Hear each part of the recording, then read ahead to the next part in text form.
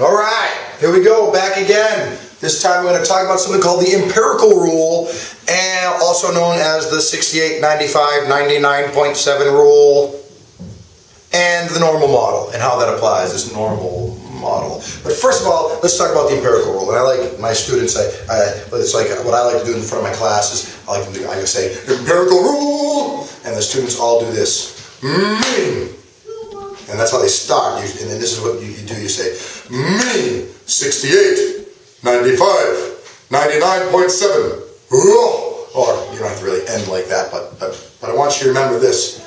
The empirical rule is mean 68, 95, 99.7. And don't forget that. It's mean 68, 95, 99.7. And the way this rule works is when we're applying this empirical rule, really, when we're applying the normal model and the ideas of standard deviation to actual data that we collected from a sample, and we can answer it. It's really cool. It's really cool. So let's get into it. Okay. So what is this empirical rule? This mean 68, 95, 99.7. What is this mean 68, 95, 99.7 all about?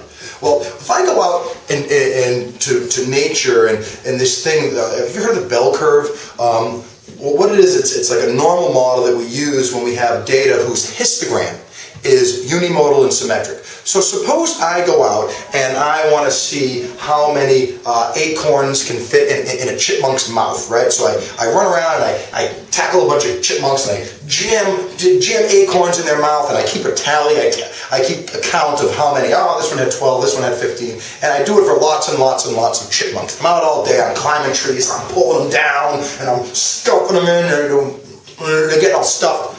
And I find this data, and I end up, plotting it. This guy's got 23. Let's say we have, 10, 20, 30, and I just every time I get a chipmunk, I put it on a little plot. I keep plotting. This guy has he's got a big mouth. He's got over 30, and I keep doing it, and then I build a histogram. And I noticed that I get this histogram with the frequencies over here. And most of them fit around like 24 in their mouth, but there's some that got over 30 in their mouth. But I do notice one thing about this data set. It's unimodal and symmetric. Interesting. Because when it's unimodal and symmetric, the summary statistics you don't use the median and the IQR. The median and the IQR are using it skewed. There's no outliers here. So I'm going to use the mean and the standard deviation. So I'm going to calculate those things. So I'm going to take all of them, the list of all the number of acorns that they could fit in their mouth, and I'm going to find that mean, and then I'm going to go down that list and ask every single value on that list, how far away are you from the mean? How far away are you? And I'm going to calculate the average distance to the mean. Because when I have data that's unimodal and symmetric, I can use a model, a normal model, to kind of say all kinds of things about the data, or what might happen in the population had I tackled every single squirrel in the world. All right. So I take the sample, I look at it, unimodal and symmetric. Now I'm going to apply the normal model. Now remember, what we're going to use is the normal model. It's not real, just like a model airplane. You're not going to climb into a model airplane and fly away. Okay, that's not going to happen, all right? So this is, when we go to the model, it's just the model. So suppose I calculate the mean, and I find that the mean is about 24, and we go up and say the standard deviation was 6, I don't know, 6. Something interesting happens. This empirical rule happens. That if you stand at the mean, and you go up one standard deviation, one average distance to the mean. So the average distance to the mean here was 6. And you go up 6 and down 6 from the mean. So I go from 24, I go up 6 to 30, I go down 6 to 18, and something interesting happens. When I stand at the mean and I reach out one standard deviation, I grab about 68% of all of the data. So 68% of the squirrels could fit between 18 and 30 acorns in their mouth. I mean, I put a little pressure on there, right? But there was anyway, so 68%. And if I went up to 36, and it went down to 12, and so here's my histogram, About 95% were within 1, 2 standards. So notice I jumped up a standard deviation, meaning I jumped up 6. I jump up 6 again to 36. I go down 6, down 1 standard deviation, down 6 again. So this empirical rule ends up working. We use it all the time in this course. We're going to use it when we get to sampling distributions later on, all the procedures of inference, and all that stuff is all based on kind of like this model. So we really want to get this down. So remember, if you stand at the mean of if you have a unimodal and symmetric distribution, you stand at the mean and reach out 1 standard deviation, you get about 68% of the data. 2 standard deviations, you get about 95% of all the data, all the chipmunks. 3 standard deviations, you get 99.7%, pretty much all of it. Those 2 take psych classes. They consider, they only go out 3 standard. They assume like 100%'s in there because it's very strange to be beyond 3. It's actually, we consider it unusual in statistics to be beyond 2 standard deviations. So let's look at how we construct the normal model. Now I'm going to give you a step-by-step way to draw this model. Follow these directions and your models will look half decent. Don't follow them and you'll get some lopsided, weird looking things. So watch. I'm going to draw a model that's kind of modeling what kind of sort of happens in this normal-ish, unimodal and symmetric, I call normal-ish distribution. So when I have a histogram of a sample and I notice that it's unimodal and symmetric, with these 2 little bits of data, along with the data along with the information knowing that the histogram is unimodal and symmetric, I can answer so many questions about these chipmunks and the number of acorns. Oh, remember, these are acorns.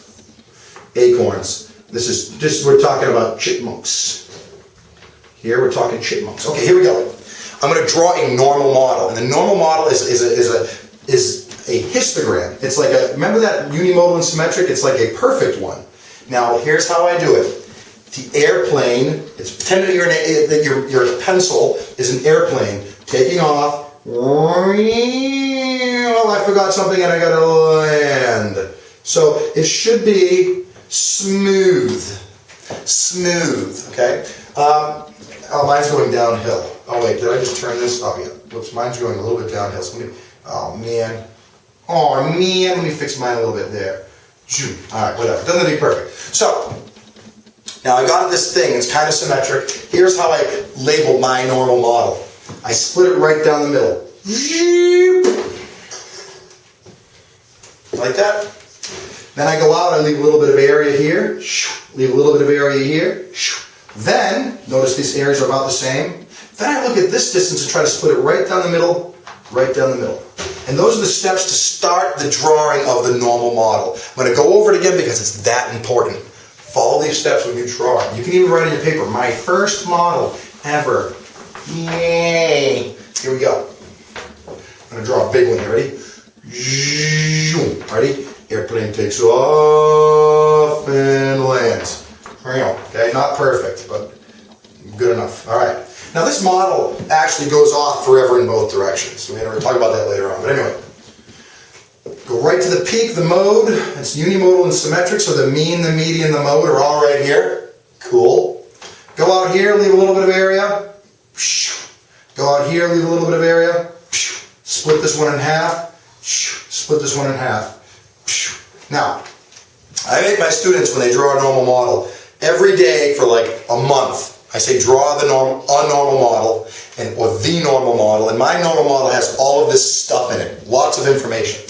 So I only go out 2 standard deviations, but I know that 68% of the data is between here and here. I'm going to go up a standard deviation and down a standard deviation.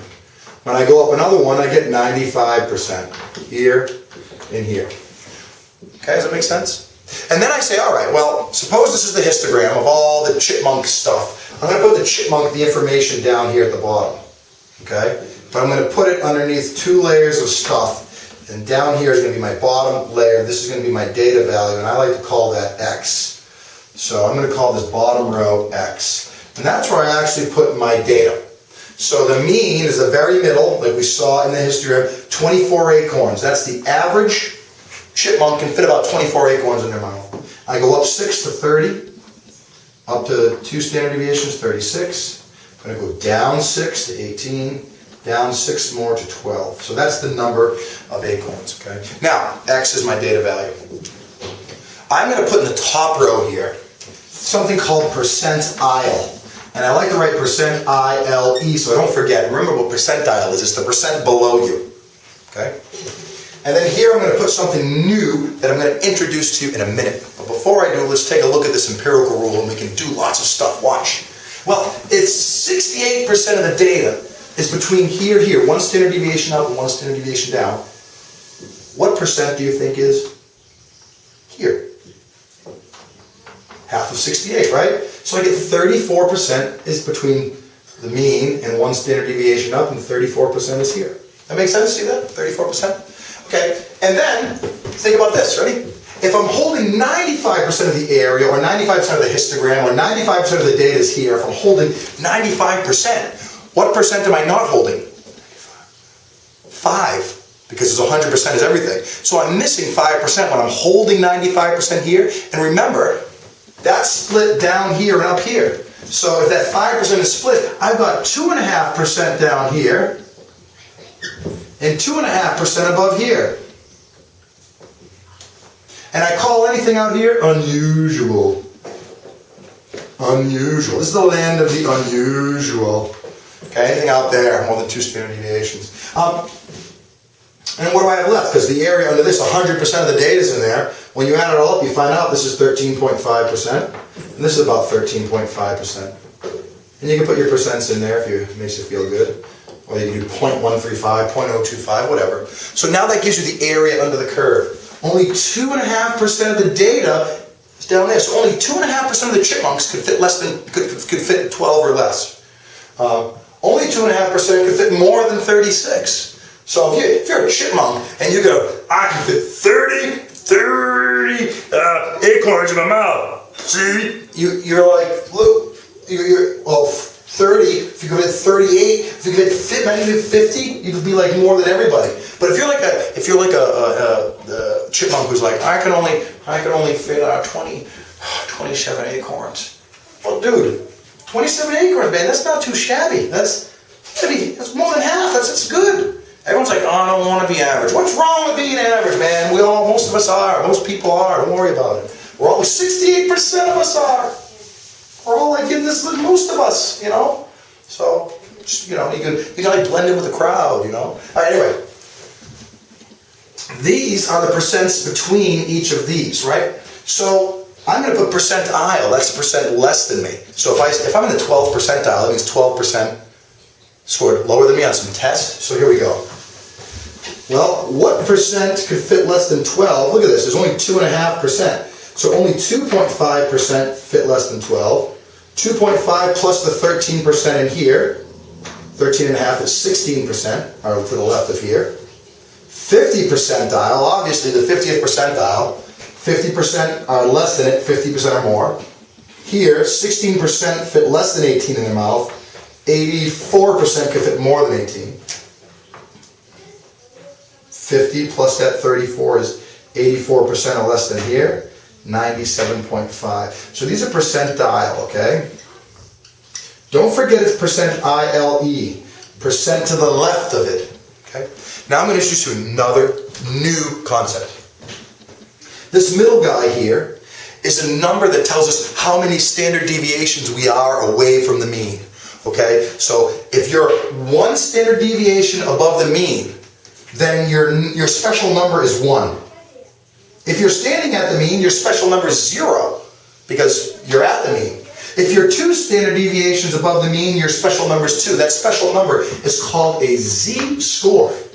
A z-score is simply the number of standard deviations you are away from the mean. So if you're 1 standard deviation above the mean, your z-score is 1. If you're 1.5 standard deviations above the mean, your z-score is 1.5. If you're 1 standard deviation below the mean, z-scores have actual signs on them. You're -1. So suppose my z-score is -0.8. Oh my God, I did horrible. I got a -0.8. No, man, you're -0.8. It's not that bad. Look at it. -0.8 is like right around here. It's not like you're way down here. It's like you still did better than maybe 25% of the people, right? So don't be. My z-score was 0. Good. Your z-score is 0, you're about average. Your z-score is 2. Well, that's pretty fantastic, isn't it? Look at you. You did better than 97.5% of the people, or the chipmunks. So everything above here is your normal model. So imagine I break it off. I break it off, okay? I can take this thing and go, and I break it off, and I can use it for lots of different problems. You need it for problem 9 here. Oh, you need it for problem 12. Hold on, you're done with that? Okay. And I put it on that, and I can use it for problem 14, and then problem 28. And this part, from here up, is always there. Always in the normal model. The only thing that changes is the stuff we put down here. A z-score of 2 always goes with the 97.5 percentile. A z-score of 0 is right in the middle always. A z-score of -1 is in the 16th percentile. A z-score of -2 is always there. But look at the questions we can answer. Think about this. Look at all these questions. I can say, what percent of the chipmunks, and just knowing this data, okay, what percent of the chipmunks could fit more than 30 acorns in their mouth? What percent? I can answer that question now. Look at that. Well, there's 30 acorns. 1 standard deviation above the mean is in the 84th percentile, so I know that 84% fit less than 30, meaning 16% could fit more than 30. These are questions, amazing questions, just these 2 little bits of information.